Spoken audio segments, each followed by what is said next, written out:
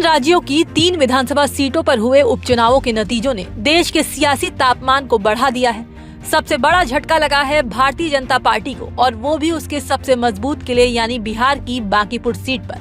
Bankipur seat जो खुद भाजपा अध्यक्ष नितिन नबीन का गढ़ मानी जाती थी, वहां जन सुराज के प्रमुख प्रशांत किशोर ने ऐतिहासिक जीत दर्ज कर भाजपा के साम्राज्य में सीधी सेंध लगा दी है।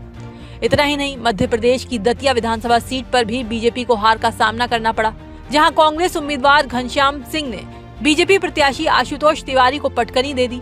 बीजेपी के इस दोहरे झटके पर अब विपक्षी दल हमलावर हो गए हैं। समाजवादी पार्टी के राष्ट्रीय अध्यक्ष अखिलेश यादव ने इस हार पर बीजेपी और उसके शीर्ष नेतृत्व पर तीखा हमला बोला है। कन्नौज सांसद ने तंज कसते हुए एक्स पर पोस्ट किया, लिखा, भगवान को नचाने का अहंकार रखने वालों को भगवान ने ही नचा दिया। अपने को भगवान से ऊपर समझने वालों को भगवान ने चलती गाड़ी से नीचे उतार दिया, और साथ ही उनके घमंड का बुखार भी। माना जा रहा है कि अखिलेश यादव का ये कटाक्ष बीजेपी अध्यक्ष नितिन नबीन की उस चुनावी रैली के संदर्भ में था, जिसमें कथित तौर पर भगवान हनुमान के वेश में एक शख्स मौजूद था। खैर, इसके आगे उन्होंने इस चुनावी नतीजे को सिर्फ एक हार नहीं, बल्कि युवाओं की एकजुटता और उनके अभिभावकों के जनाक्रोश का मिला जुला नतीजा बताया।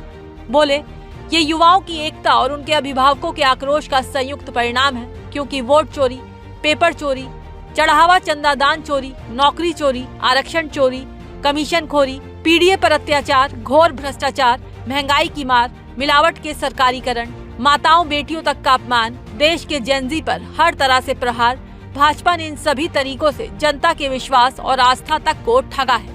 बात सिर्फ हार तक सीमित नहीं रही। सपा प्रमुख ने दावा किया कि इस करारी हार के बाद अब भाजपा के अंदरूनी खेमे में कलह और घमासान बढ़ना तय है।